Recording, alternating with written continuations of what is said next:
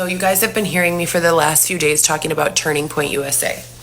So Turning Point USA, I like to watch because I feel as though they say things that most people are thinking but won't say.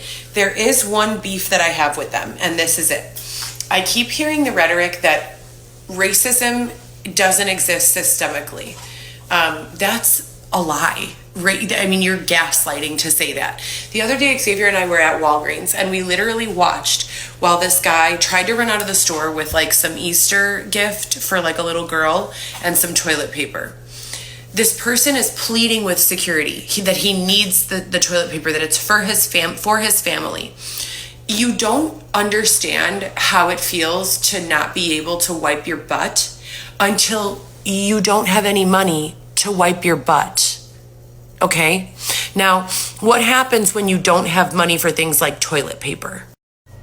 Okay, so what happens when you don't have money for things like toilet paper, we can naturally conclude that you probably also don't have money for things like shoes, clothes, etc., and so forth. Now, if you don't have money for those things and you're a family unit, who in the family is probably going to take it upon themselves to steal those things? The father, right? Because when we value traditional gender roles, we're not going to ask a mother who's postpartum or a mother who's sitting home cooking for the children that she has to go commit a crime to obtain those things. So the father, in a traditional gender role, honoring the woman, is going to put that burden on himself, and he's going to go to the store and he's going to commit that crime. So he goes to prison.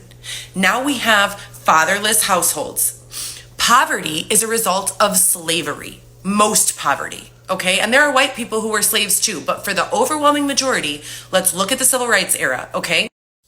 You are blatantly denying the reality of a huge portion of Americans when you say things like, this type of racism doesn't exist. When we fill our prison systems with people who are in prison for committing crimes that they needed to commit to take care of their families. I'm not saying it's acceptable. That's not what I'm saying at all. What I'm saying is whether you find it acceptable or you can understand it or not, denying that it took place and that it exists is not the answer. We've overcrowded our prison systems with people who have been committing crimes to support their families. There are people who go in there for other reasons, yes, but we need to, Turning Point USA, this is for you, address it. You are the most intelligent group I have ever met, I have ever seen, I have ever heard. You speak on things that are real and they make sense.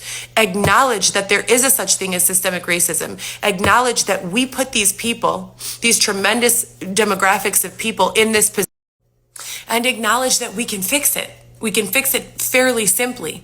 As I said before, there are studies where people who are wealthy people were put into studies for 100 days, 300 days, whatever this remote period of time is, and they were given no money. Then they were put through the same thing with a stipend of as little as $300 to $400 a month. A month. All of a sudden, no one's going to prison. All of a sudden, no one's stealing toilet paper. All of a sudden, the police are not being, called heavily to respond to these areas. As little as $300 to $400 can keep people from committing these crimes, but we continue to choose to do what with this money? Where is this government funding going? Acknowledge it. Stop gaslighting, saying that it doesn't exist. That's not the answer to or the solution.